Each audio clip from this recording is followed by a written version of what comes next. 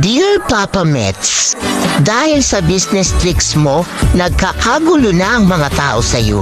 Yung iba assuming na naglalakad lang, vlogger na. Mag-Twitter lang ng itlog, content creator na. Ang daming naging dancer kahit puro kaliwa ang paa. Ang dami rin naging singer kahit sintonado ang boses.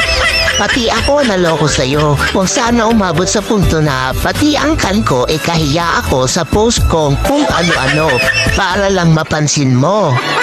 Yours truly, Creator Mo.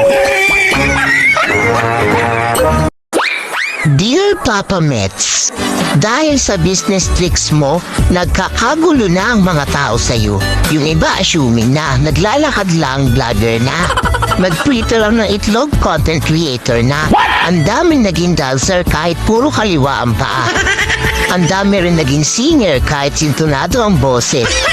Pati ako naloko sa'yo kung sana umabot sa punto na pati ang kan ko kahiya ako sa post kong kung ano-ano para lang mapansin mo. Yours truly, Creator Mo.